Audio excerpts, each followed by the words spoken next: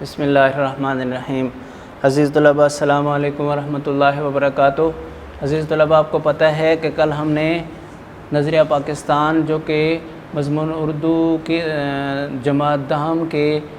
کا سبق ہے، اور یہ ہمارا سبق نمبر 24 بنے گا یعنی لیکچر کے حساب سے، اور اس کی ہم نے کل اس کے جو مصنف ہیں ان کا تعارف بھی اور آدھے سبق کی بلند خوانی بھی کر لی تھی، اور آج انشاءاللہ ہم بقیہ سبق کی بلند خوانی بھی کریں گے اور ساتھ اس کا خلاصہ بھی ہم انشاءاللہ ذکر کریں گے۔ اور بچوں، آپ جانتے ہیں کہ ڈاکٹر غلام مصطفیٰ خان جو مصنف ہیں اس سبق کے، ان کے حوالے سے آپ نے کیا کیا ذہن میں رکھنا ہے، اور پھر یہ جو یہاں تک ہم نے پڑھ لیا تھا کہ آزاد اور خود مختار حکومت قائم کرنے کا فیصلہ ہو، یہ نظریہ پاکستان میں سے سبق کا پہلا جو پہلو تھا اس کو بیان کر دیا گیا تھا۔ اس میں کیا کچھ بتایا گیا، میں نے آپ کو پوائنٹس کی شکل میں بھی اس کا تذکرہ کر دیا تھا۔ یہ ساری چیزیں آپ نے بچوں ذہن میں بٹھانی ہیں، اس لیے کہ جب ہم خلاصہ اس کا بیان کریں گے اور سنیں گے تو اس وقت یہی ساری چیزیں ہماری اس میں معاون ہوں گی، مدد کریں گی۔ تو اب یہاں دیکھیے کہ یہاں یہ سمجھ لینا ضروری ہے کہ دنیا میں قومیت کی تشکیل کی دو بنیادیں ہیں۔ قومیت کی تشکیل کی یعنی قومیت جو وجود میں آتی ہے تو اس کو جو بنایا جاتا ہے تو وہ دو بنیادوں پر اس کو استوار کیا جاتا ہے۔ ایک وہ جو مغربی مفکرین نے قائم کی ہے، اور دوسری وہ جو رسول مقبول صلی اللہ علیہ وسلم کی قائم کی ہوئی ہے۔ اہل مغرب نے خاندانی، نسلی اور قبائلی بنیادوں میں ذرا وسعت پیدا کر کے قومیت کی بنیادیں جغرافیائی حدود پر استوار کی ہیں۔ مغرب والے کیا کہتے ہیں بھئی بچوں، قوم کیا چیز ہے؟ کہتے ہیں کہ یہ جو خاندان ہے، مختلف نسلیں ہیں، مختلف قبائل ہیں، یہی جب ذرا وسیع ہو جائیں تو یہ قوم بن جاتی ہے۔ وہ یہ کہتے ہیں جغرافیائی حدود کا مطلب یہ کہ مثلا لاہور کے اندر رہنے والے، فیصل آباد کے اندر رہنے والے، ملتان میں رہنے والے، اب وہ لوگ جو ایک قبیلہ تھا لیکن وہ کافی پھیل گیا اور مثلا پورے شہر پر محیط ہو گیا اور اس کے مضافات میں چلا گیا تو وہ قوم بن جائے گی۔ یہ ان کا تصور ہے مغرب، یعنی یوں کہہ لو کہ یورپینز کا،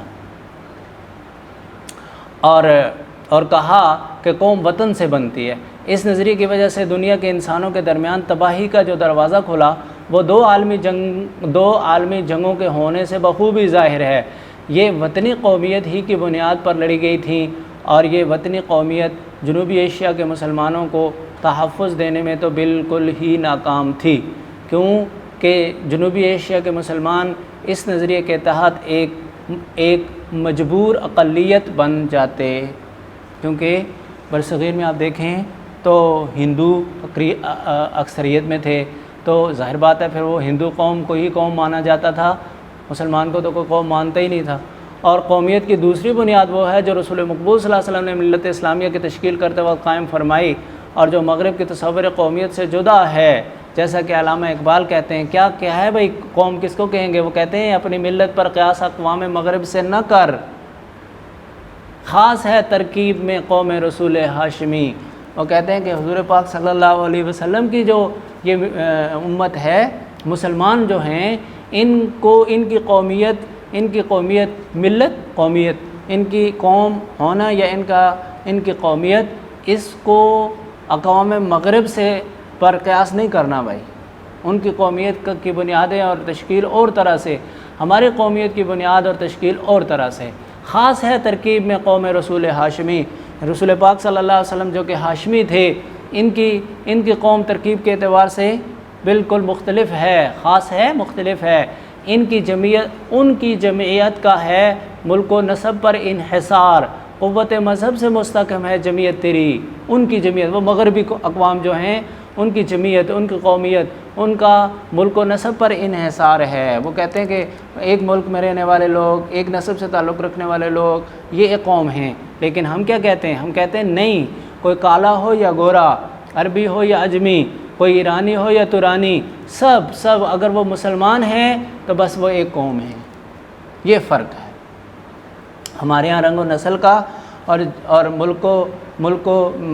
ملکوں اور شہروں کا فرق یہ قومیت کو نہیں تبدیل کرتا، ان کے ہاں یہ کرتا ہے۔ ہم کیا کہتے ہیں؟ ہم کہتے ہیں کہ کہیں جہاں دنیا کے کسی کونے کا رہنے والا انسان اور دنیا کی جس نسل سے تعلق رکھنے والا انسان ہو، اگر اس نے لا الہ الا اللہ محمد رسول اللہ کا زبان سے اقرار اور دل سے تصدیق کر لی تو بس وہ ایک قوم، مسلمان قوم میں شامل ہو گیا۔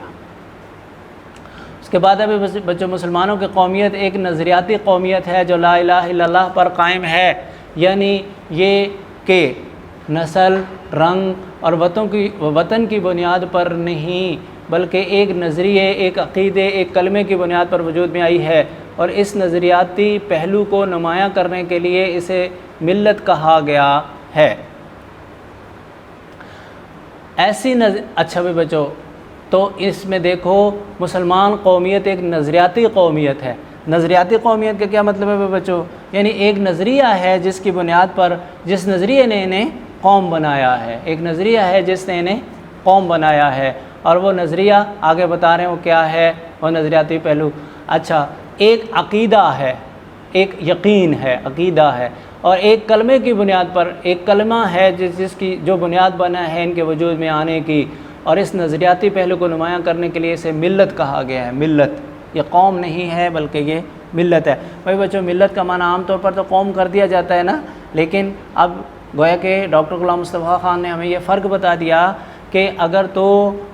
تو ایک نظریے اور عقیدے کی بنیاد پر کوئی قوم بنی ہے، جس طرح کے مسلمان قوم، تو اسے ملت کہیں گے، اور اگر وہ دوسری وجہیں جو نظریاتی، جغرافیائی اور نسلی اور جغرافیائی، اگر ان بنیادوں پر کوئی قوم بنی ہے تو وہ ملت نہیں کہلا سکتی، وہ صرف قوم ہوگی۔ تو گویا کہ مسلمان ملت اسلامیہ کے علاوہ کوئی قوم ایسی نہیں جو ملت کہلا سکے،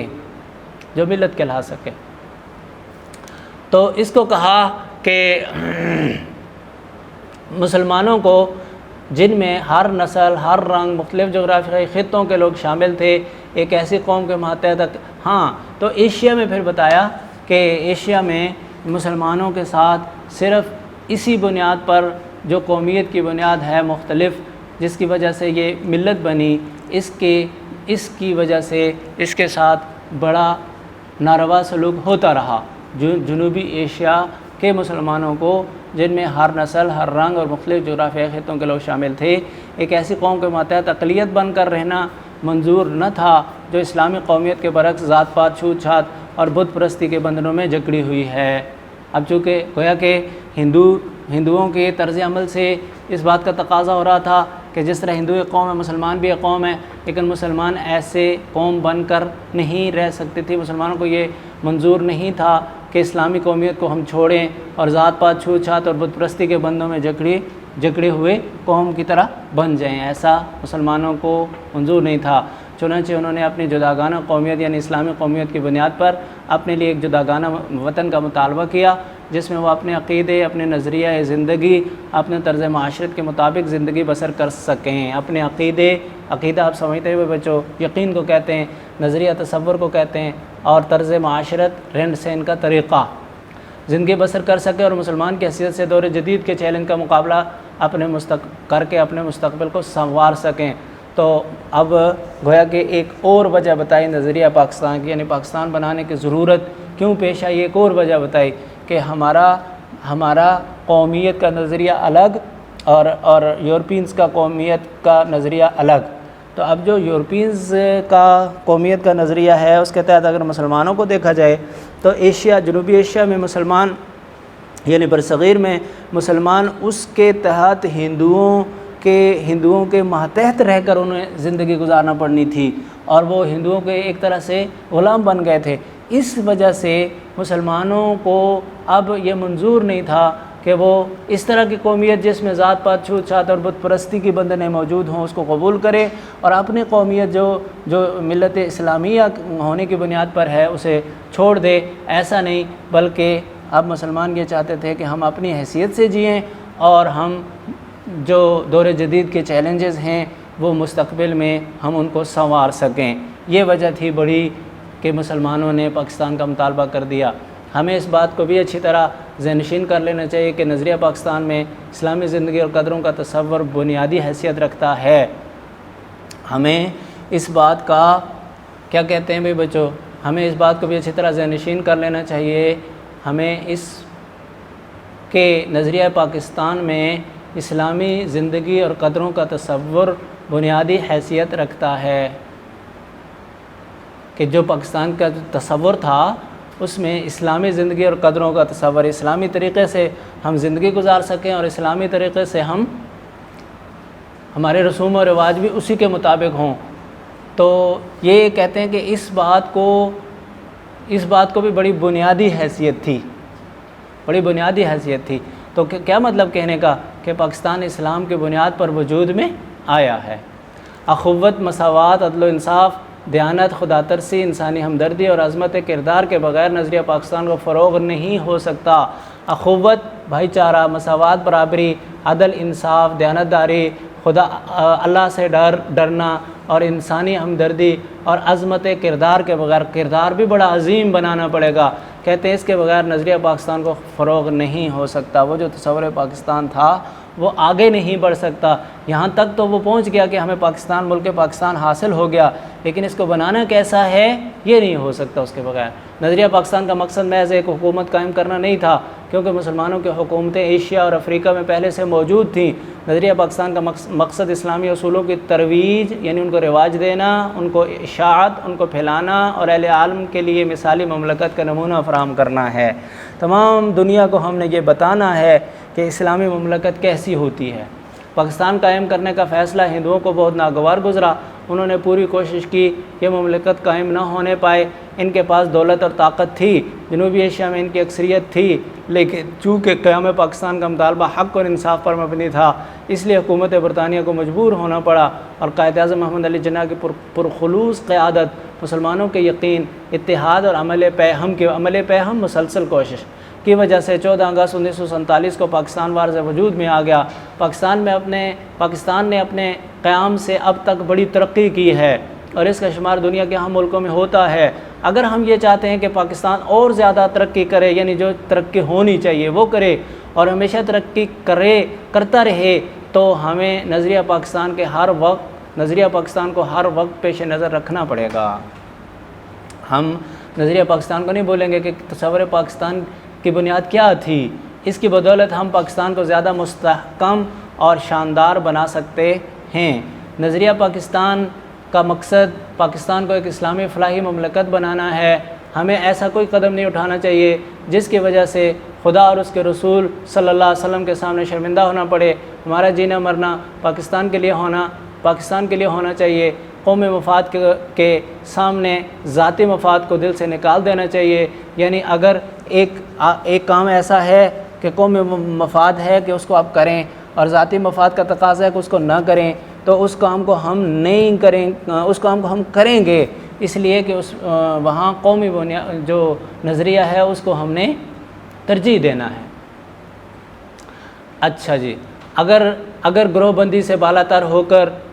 ہر قسم کی گروہ بندی سے بالا تر ہو کر تمام پاکستانیوں کی فلاح و بہبود کی کوشش کرنا نظریہ پاکستان کو فروغ دینا ہے۔ نظریہ پاکستان کو آگے بڑھانا کیا چیز ہے بھائی بچوں، کہ کوئی گروہ بندی نہیں ہونی چاہیے، سارے کے سارے مسلمان ایک گروہ ہیں اور تمام پاکستانی ایک قوم ہیں، ان کی فلاح و بہبود کے لیے، بھلائی اور ترقی کے لیے ہم کوششیں کرتے رہیں، یہ چیز نظریہ پاکستان کو آگے بڑھائے گی۔ اگر ہم نے نظریہ پاکستان کو پیش نظر رکھا اور اپنی سیرت اور کردار کو اس کے مطابق ڈھالنے کی کوشش کی، تو دنیا کی دوسری قوموں میں بھی ہمیں امتیاز حاصل ہوگا، اور ہم اسلامی اصولوں کی روشنی میں پاکستان کو توانا، مستحکم، شاندار اور پرعظمت بنانے میں پوری طرح کامیاب ہوں گے انشاءاللہ۔ بچوں، ڈاکٹر غلام مصطفیٰ کیا کہہ رہے ہیں کہ یہ جو نظریہ پاکستان تھا، کیا تھا نظریہ پاکستان بھائی بچوں؟ اس میں بنیاد تھی کلمہ لا الہ الا اللہ۔ اگر ہم نے اس کو، یعنی اس لا الہ الا اللہ کی بنیاد کو، نظریہ پاکستان کو، لا الہ الا اللہ کی بنیاد کو پیش نظر رکھا، ملحوظ رکھا اور اپنی سیرت اور کردار کو اس کے مطابق ڈھالنے کی کوشش کی، تو دنیا کی دوسری قوموں میں بھی ہمیں امتیاز حاصل ہوگا، بلند مقام حاصل ہوگا، اور ہم اسلامی اصولوں کی روشنی میں پاکستان کو توانا، مضبوط، مستحکم توانا اور مستحکم، مضبوط، شاندار اور پرعظمت بنائیں گے، ایک بڑا اور قابل تقلید بنانے میں پوری طرح کامیاب ہوں گے انشاءاللہ۔ گویا ڈاکٹر غلام مصطفیٰ خان آخر میں یہ کہہ گئے ہیں کہ اگر آپ یہ چاہتے ہیں، آپ پاکستان کے ساتھ مخلص ہیں تو آپ کو اپنے دین کے ساتھ مخلص ہونا پڑے گا۔ اللہ اور اللہ کے رسول کے حکموں کو مان کر چلنے میں ہی پاکستان کی عظمت بھی ہے اور پاکستان کی توانائی اور استحکام بھی ہے۔ تو بھائی بچوں، یہ ہماری ہو گئی بلند خوانی۔ اب بیٹے اس کو آپ نے خلاصے کے طور پر سمجھنا ہے کہ اس کا خلاصہ کیا ہوگا۔ تو بھائی بچوں، سب سے پہلے جو آپ کو ذکر کیا گیا کہ پاکستان کا تصور کیوں وجود میں آیا، پاکستان بنانے کی ضرورت کیوں پیش آنے لگی، تو سبق کے شروع میں چلے جائیں، وہاں دیکھیں کہ انہوں نے کیا کہا تھا کہ مسلمان چونکہ رواداری مسلمانوں کا شیوا ہے، رواداری مسلمانوں کا مذہبی فریضہ بھی ہے اور یہ مسلمانوں کی عادت بھی ہے۔ مسلمانوں نے جب اسے اپنایا تو ہندوؤں کو یہ پتہ چلا کہ مسلمان گویا کہ بزدل ہیں اور یہ ہمارے ساتھ مل جل کر رہنے کی کوشش اس لیے کر رہے ہیں، حالانکہ ایسا نہیں تھا۔ اور دوسری بات یہ تھی کہ جو اکبر کی بے جا رواداری، بادشاہ اکبر تھا نا، اس کی بے جا رواداری اور پھر ہندوؤں کے اسی کی وجہ سے ہندوؤں کے عمل دخل نے مسلمانوں کو اس بات پر مجبور کر دیا تھا کہ مسلمان کوئی راستہ اختیار کریں جس راستے پر چل کر وہ ان سے الگ اور جدا ہو کر رہ سکیں۔ تو بھائی بچوں، جب مسلمانوں کا دین مسخ ہونے لگا تو ایسے صورت میں مجدد الفسانی رحمۃ اللہ علیہ نے تحریک چلائی، پھر اس کے بعد سلطان حیدر علی اور ٹیپو سلطان انہوں نے تحریک چلائی۔ تو بھائی بچوں، یہ تحریکیں اگرچہ ناکام ہوتی رہیں لیکن یہ تصور پاکستان کی اہمیت کو اجاگر کرتی رہیں۔ پھر اس کے بعد حضرت شاہ ولی اللہ رحمۃ اللہ علیہ، ان کے صاحبزادے اور ان کے پوتے شاہ اسماعیل رحمۃ اللہ علیہ نے سید احمد بریلوی کے ساتھ مل کر یہ اس تحریک کو اور آگے بڑھایا۔ اور پھر بھائی بچوں، جب مولانا قاسم نانوتوی رحمۃ اللہ علیہ اور سر سید احمد خان نے یہ دیکھا کہ یہ جہادی تحریکیں ساری کی ساری حکومت برطانیہ کامیاب نہیں ہونے دے رہی، اس لیے کہ ملک کے اندر سے انہیں مدد حاصل ہے ہندو کی اور وہ حکومت بھی اچھی خاصی مستحکم کر چکے ہیں، تو پھر اب کیا ہو؟ تو سر سید احمد خان نے اپنے انداز سے سوچا کہ چونکہ مسلمانوں کو حکومت کے اندر ان کے کاموں کے اندر حصہ نہیں دیا جا سکتا، تو جی بھائی بچوں، تو کیا کہا کہ پھر مجدد الفسانی رحمۃ اللہ علیہ نے اس کو اپنے انداز میں، اور پھر اس کے بعد شاہ ولی اللہ رحمۃ اللہ علیہ نے ان کے بیٹے اور ان کے پوتے شاہ اسماعیل شہید رحمۃ اللہ علیہ نے سید احمد بریلوی کے ساتھ مل کر یہ تحریکیں شروع کی، لیکن بظاہر کامیاب نہ ہو سکی بھائی بچوں۔ اس کے بعد پھر سر سید احمد خان اور مولانا قاسم نانوتوی دو ایسی شخصیات تھیں جنہوں نے اس کو بھانپ لیا، لیکن اپنے انداز میں۔ سر سید احمد خان نے تو اس انداز میں اس کو سمجھا کہ چونکہ مسلمانوں کو ہندو حکومت میں کام کرنے کے حوالے سے یا ان کو عہدے ملنے کے حوالے سے پیچھے رکھا جا رہا ہے، اور اس کی بڑی وجہ یہ بتائی جاتی ہے کہ ان کو انگریزی نہیں آتی، تو انہوں نے انگریزی تعلیم سکھانے کا بندوبست کر دیا اور علی گڑھ کے نام سے ایک ادارہ قائم کر دیا۔ لیکن مولانا قاسم نانوتوی نے اسے دوسرے انداز میں سوچا کہ مسلمانوں کے اندر اب جو صورتحال بن گئی کہ ان کی تعلیم بھی صرف انگریزی رہ گئی اور ہندوؤں کے تسلط کی وجہ سے رسوم و رواج تو ان میں پہلے ہی آ چکے ہیں، تو اب اسلام ان سے نکلتا چلا جائے گا جو اثر روح ہے۔ جب تک وہ نہیں ہوگا اس وقت تک مسلمانوں کو بلندی حاصل نہیں ہوگی، چاہے وہ جتنی مرضی انگریزی سیکھ لیں۔ تو انہوں نے پھر دارالعلوم دیوبند کی بنیاد رکھی، اور پھر اس کے علاوہ سر سید احمد خان کے ایک اور جو دوست تھے نواب وقار الملک، انہوں نے 1906 میں سیاسی سطح پر بھی مسلم لیگ کی بنیاد رکھ دی۔ تو اس طرح سے یہ کوششیں آگے بڑھتی رہیں۔ پھر بھائی بچوں، ایک اور جو کام ہو گیا کہ جنگ عظیم دوم جو ترکی اور جرمنی اور یورپ کے درمیان میں ہوئی، وہ بھی ایک بہت بڑی وجہ بنی تصور پاکستان کے وجود میں آنے کی، کہ ترکی نے جرمنی کا ساتھ دیا۔ یورپ نے پہلے تو یہ کہا کہ ہم اگر فتح حاصل کر گئے تو ہم ترکی کو کچھ نہیں کہیں گے، لیکن فتح حاصل کرنے کے بعد انہوں نے ترکی کے ٹکڑے ٹکڑے سلطنت عثمانیہ کو توڑ دیا، اور اس کے بعد تحریک خلافت علی برادران نے شروع کر دی، اور وہ تحریک خلافت ہی بالآخر تصور پاکستان بنی۔ اور اس کے بعد پھر ہندوؤں نے ایک اور ظلم یہ کیا کہ شدھی اور سنگٹھن کی تحریکیں شروع کر دی۔ شدھی تحریک شدھی تحریک اس لیے شروع ہوئی تھی کہ مسلمانوں کو غیر مسلموں میں تبدیل کیا جائے، اور سنگٹھن کی تحریک اس لیے شروع کی گئی تھی کہ جو مسلمان غیر مسلم نہ بنے اس کو مار دو۔